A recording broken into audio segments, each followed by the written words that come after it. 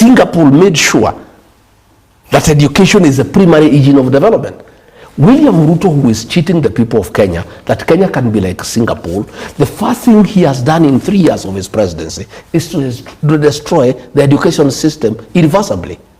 And then he's telling people that Kenya can be like Singapore. In Singapore, they had bilingual policy. English for economic competitiveness, mother tongue for identity. Okay? So here in Kenya, William Ruto says when you speak your mother tongue, you are tribal. Mr. Gachagua, no. When we are saying we need identity, he says if you speak your mother tongue, you are tribal. We've had what Singapore did. We've had the problems that Kenya faces before it gets to corruption. Singapore. Corruption in Singapore. For Singapore to be what it is, corruption was aggressively implemented. And Singapore ranks the top 5 least corrupt countries for decades. Kenya, corruption is rewarded. State House is a crime scene. Bribery is a way of life. Theft of public resources is the in thing, where ministers display opulence.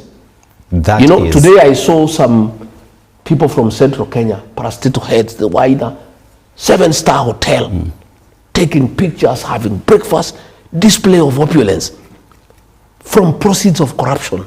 Kenya, corruption is part of our life. Mr. Gachagua, and then Ruto is telling Singapore. us, he is telling us, whereas Singapore is where it is because it dealt with corruption. Ruto is a conveyor belt of corruption in Kenya. Mr. Look at what is happening in Ikolomani, my brother. 338 acres. 800 people are being displaced.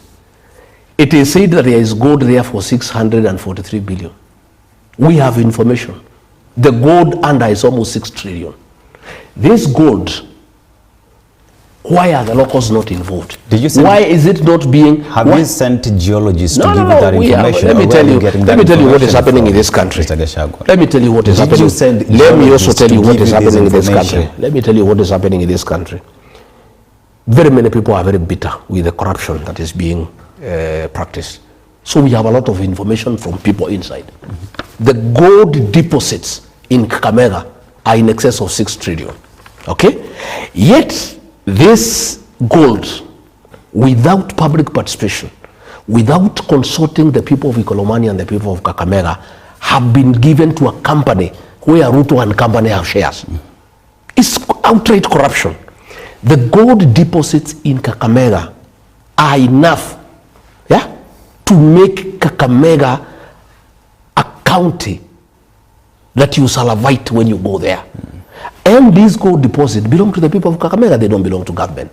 But because there is corruption, Musalia, Wetangula, and Shinali, the MP, have been compromised by Ruto. And I'm telling the people of Kakamega, they must say no, they must not allow their 6 trillion gold deposits to be stolen by William Ruto and company. You've mentioned what Singapore has done to get to where it is. Yes, corruption. You've mentioned problems. So I'm asking you, my brother. You are telling me. The question is, Mr. Gachagua, let's talk solutions. Yes. You form government. How will you achieve the Singaporean dream if you form government from the United Opposition perspective? We don't want to tell people like we shall be like Singapore. We don't want narratives and theories like William Ruto does to cheat people. We are honest people. What we know, we don't know whether we'll become like Singapore or like Egypt or like America or like whoever. It doesn't matter. What we know is that we must deal with corruption. Corruption. And corruption is Kenya's problem. William Ruto is confusing everybody that the problem of Kenya is tribalism, so that people stop looking at the real problem of this country. You know, we must deal with corruption decisively. And we must make sure that independent institutions to fight corruption are allowed to do so. We must also make sure that people get what they earn rightfully. We must make sure that we don't sell public assets. Like now, pipeline was being sold at 100 billion. Before you go to pipeline, before you go to pipeline, I just want to remain at Ikolomani. I just want to talk. We'll go to Ikolomani, yes. Still on Ikolomani. Yes. If you were the president of Kenya,